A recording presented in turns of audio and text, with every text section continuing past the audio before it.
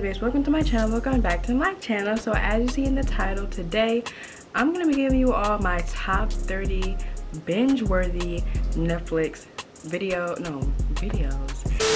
Netflix movies and shows that you guys can watch because we're in quarantine. Like, what better thing do y'all have to do but get on Netflix and watch some stuff? So not gonna take too long in the intro. Please give this video a like, don't forget to comment and subscribe.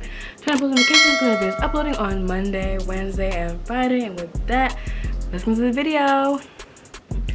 Actually, also I have my notes here, and I'm just gonna start off with the shows. I didn't do this in categories, so this is just all over the place a little bit.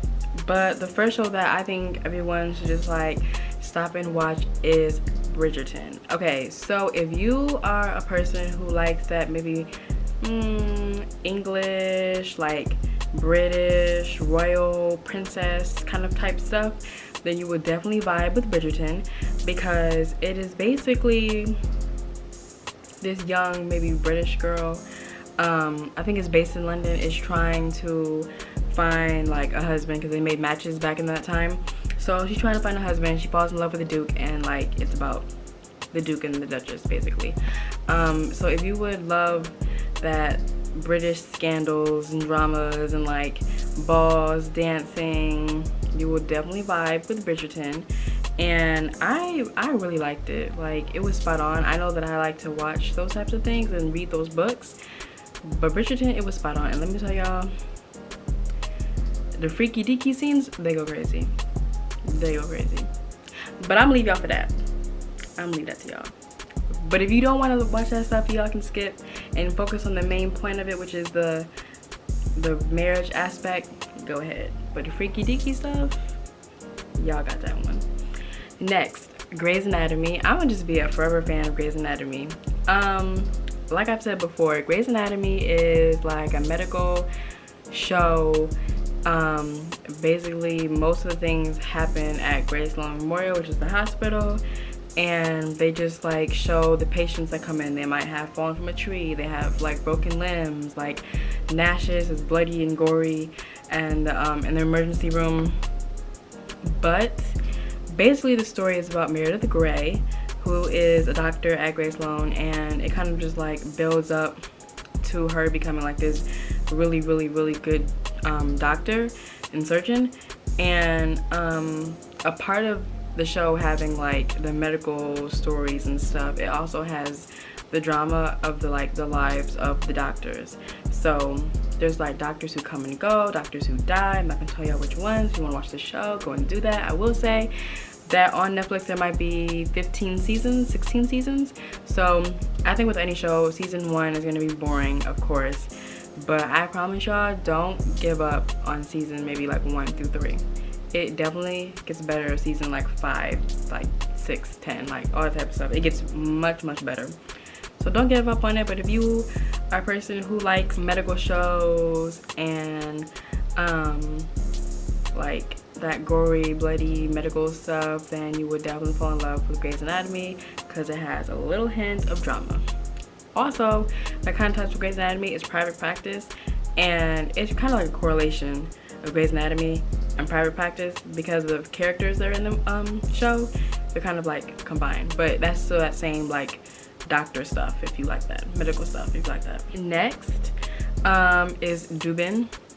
This show was very good. Like, this is maybe like my top 3 on the show list.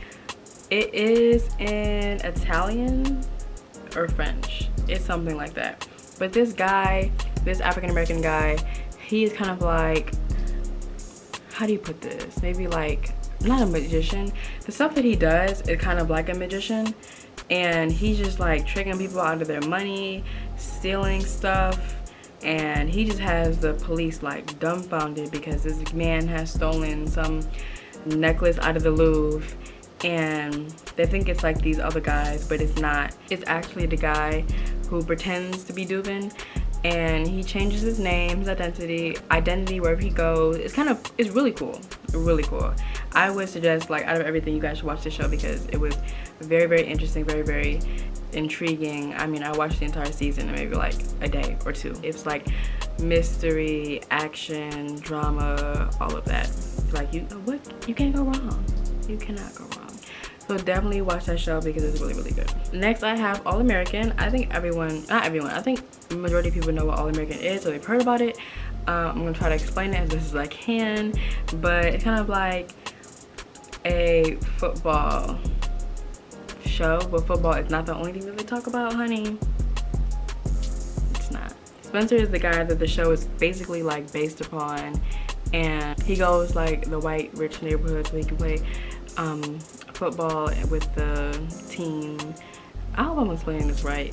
It's basically a show about football, but it also focuses on the life of Spencer, trying to battle, like, I guess you would say 2 lifestyles, and then the other characters, like, you see their drama too. Season 1 and season 2 were like top tier,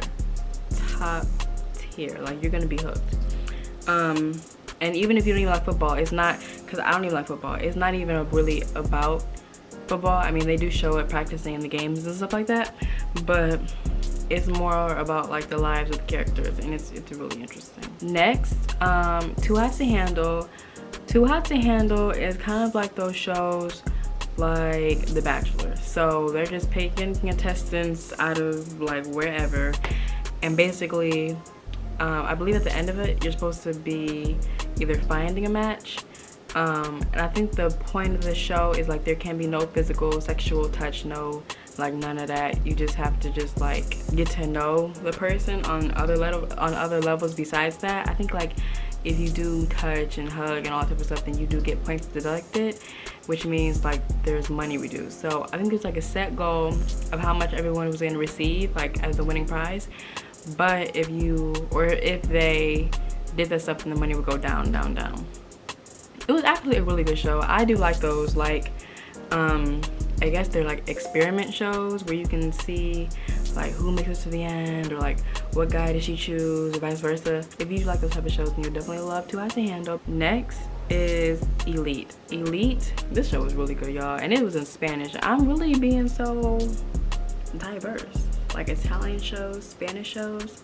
Who y'all know watch them both? Nobody. So it is about I think it's maybe like a brother and a sister, or just a brother, and they go to this like school where these people are really, really smart. But baby, the drama in this show, oh my gosh, the drama is just like, in every episode is something new, and in every episode it leads up to something else. I actually, now that I'm thinking about this, I would really watch this show over again because it was very interesting.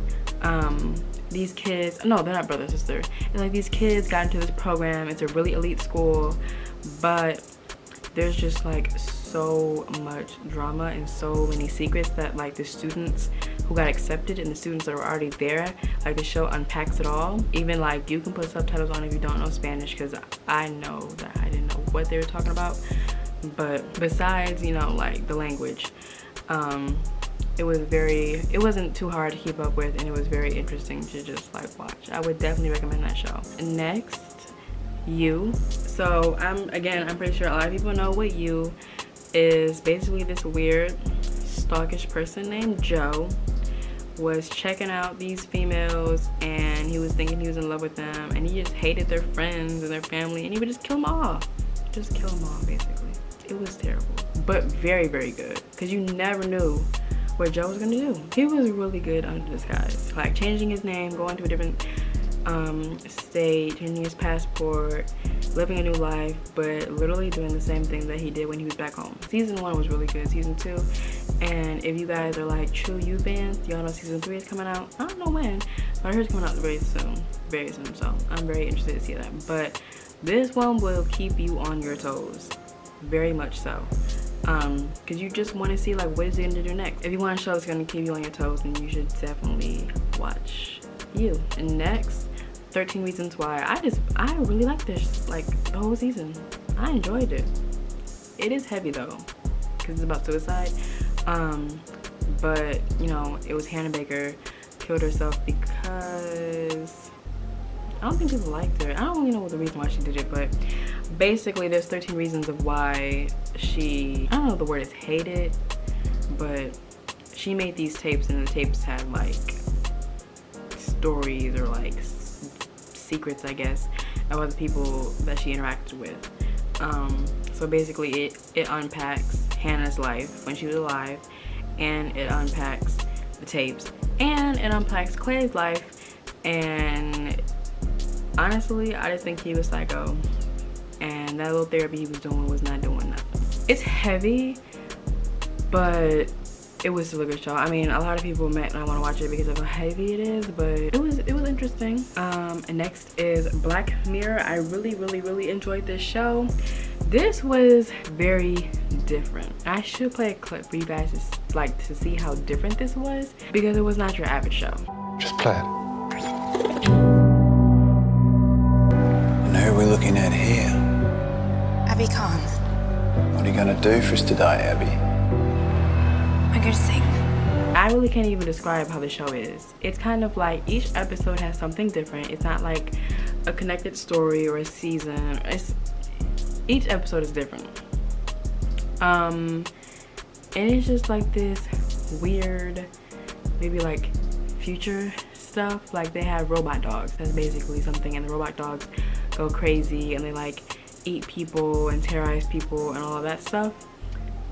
It's kind of along those lines, just like weird, funny, like stories. Next on my block, I know a lot of you guys probably know On My Block, and I really enjoyed it. It's about other teenagers and they go to some high school. Really all I can remember from season 1 is that they're trying to find the money from the old trying to find the money from the old carnival roller coaster, like amusement park thing. Season 3 maybe. I don't think I really enjoyed season 3, but season 1 and season 2 are really good. All the seasons should be on Netflix, and I mean it was a pretty good show. And next, Nailed It. So Nailed It is a show about baking, so now I'm kind of like in the cooking side, and they have these contestants who can't bake for nothing. Like they're terrible, but they think that they can bake, but it's kind of like their family members are like, no, you can't bake.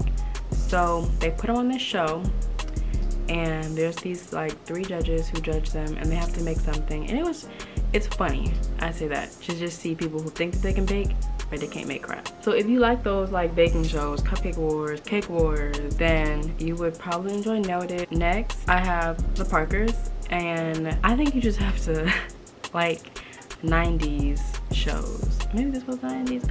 I think this was the 90s. I'm going to combine these two. So The Parkers and Moesha kind of ran around the same time, and again I think you just have to like 90s shows. I love that Netflix did this, and they put like Girlfriends, Half and Half, Sister, all that type of old shows on Netflix, and I really did love that because we were really missing that on Netflix. But I would say you just have to have a love for 90s shows. Next is Glee. I love Glee. Even when it was on TV, I love Glee.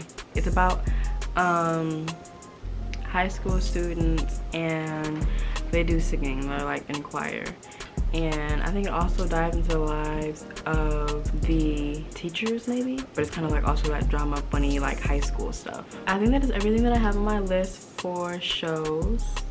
So now I'm gonna tell you guys about the movies that I really enjoy. Okay, so the first one I have is Jumping the Broom. This is a marriage wedding movie, so if you like romantic, maybe like romantic comedies, basically it's just all about this man and woman. They met kind of like in a funny situation, and then the wedding, like they really have never met the other people's family members. So it's kind of like everyone gets together for the first time on the wedding day. So that was pretty unique and it was funny. Mike Epps is in the movie, I think, so I think any movie that he is in is hilarious. Next is To All the Boys I've Loved Before, the 3 movies. I would definitely say that the first 2 movies were the best. The last movie, Always and Forever, I mean it was sweet, but it wasn't the best. But basically this girl, Kitty, wrote these letters of all the boys that she's loved before, and in the first movie the letters got out and the boys knew. The next 2 movies are about her and Peter, you know, like their relationship. But it was super cute, super romantic. So if you do, again, like on that like romantic side, then you would enjoy So All the Boys I've Loved Before. Next is His House. His House is about this, maybe they're African, maybe, or Nigerian, but it is a family and they're living in London. They have to move to London because back home it was kind of like the government were just like killing a lot of people, so they had to leave. And in London they're set up in like this bad house, so they hear noises in the walls, or the husband hear noises in the walls, but the wife is like, I don't hear anything. But then like the noises start to get to him, and basically it's kind of like they just left so much like past and bad stuff like in their hometown, which follows them to like where they live now. So basically that's what the noises are. It is a scary movie, a horror movie. I don't really do well with those, so if you like scary stuff, I mean, there might have been a couple jump scares, but like it was kind of like scary figures, I guess, which is something that I don't do. Next, Brain on Fire. This movie was really, really good. It was about this girl who has this neurological brain problem. So it's kind of like she seems schizophrenic and something else, but I don't really think that's what she was. She just had like this brain problem where her brain, I think, was actually on fire, and it was kind of like eating away different portions of the brain. So it was really, really sad because it's kind of like she was progressively dying, so maybe kind of like a touchy, like sad story if you want to watch that. Brain on Fire is a good one because it was kind of sad to watch. Next is Lovejack. This is another romantic movie. I think this girl was going to marry this man and then it didn't happen. No, she claimed to her parents she was going to get married, and then she just found this random guy and like, you know what, we're going to get married. But they both had problems, so they were going to like help each other out together to figure out their problems. But again, this is like another romantic movie if you like romantic stuff. Next is Hush. This is another scary movie. Hush is about this deaf woman who lives in a house by herself, but she has everything set up where she can like, you know, be regular, normal, I guess. But there is a stalker or like robber, I guess, is trying to break into the house, and unfortunately she can't hear. And that's just so messed up. Like, you are deaf and there's someone trying to break into your house and you can't hear it. That is messed up. And that's basically the situation she was in. She was trying to fight this man, but she couldn't hear a doggone thing. I don't think this movie was scary. It's under the scary movie category, but it really wasn't scary to me. If I can watch it, y'all can watch it too. Next is What Happened to Monday. This is probably like top 1 on my list of like movies. This was very, very good. Very good. So they're set up in this situation where there's 7 children were born, but the government is saying that you can only have 1 child per family. So they have 7 kids. So basically the grandfather took control of the kids and he dressed them up to the days of the week. So Monday, Tuesday, Wednesday, Friday, Sunday. And they had to only go out on their only days. They dressed alike because there would only be 1 child. And then as they grew older, Monday, their sister, kind of like betrayed them and sold them out to the government. So the government is trying to like find each of them and kill them. Next is Money Talks. So this is another old movie again. So Chris Tucker is in this movie. So he's a hustler on the run, and he gets into this like prison break, and the feds are trying to look for him because they think that he was involved in the prison break, but he really wasn't. He was just like a tag along. And the TV reporter Charlie Sheen is trying to help him get away, and then Charlie Sheen wants to cover the story because he's a news reporter and he was like not getting the credit he deserved. So it was a really good movie, really funny. I think anything Chris Tucker is in is hilarious. The Kissing Booth, this is more like the romantic side. It's kind of like To All the Boys I've Loved Before, but I would say To All the Boys I've Loved Before is better. Either making a kissing booth for like their high school fundraiser or something like that. Goes into her life of how she is best friends with this guy, but she's also in love with her best friend's brother. And next is The Wrong Missy. So this one, I forgot the actor's name, but he was going on a blind date for the first time and it was the wrong girl. But this girl won't leave him alone because she's like, we were destined to be together. So now he has to fake that this girl is his wife or girlfriend or whatever on his like Hawaii job trip. And it goes really bad. But it's very, very funny. Very funny. So if you like comedy, then this is the movie for you. Next is The Family. This one is about gangsters, so it's drama. I think that they were stationed in France because they had to leave New York or something like that. And basically like the feds or like I guess the other gang from New York is after them. So it gets really good at the end, really good. And it's not in French. So if you like action movies, then The Family is the one for you. Okay, that is all I have for you guys. If you did enjoy these shows and movies I did list for you guys, jot these down, put them in your Netflix list, you know, anything you have to do, because they are definitely binge worthy, because we don't have anywhere to go. It's quarantine, it's Rona, a panoramic. So have fun with those suggestions and shows, and let me know if you want a part 2, because there's so much on Netflix that I can get y'all hip to that y'all might not even know.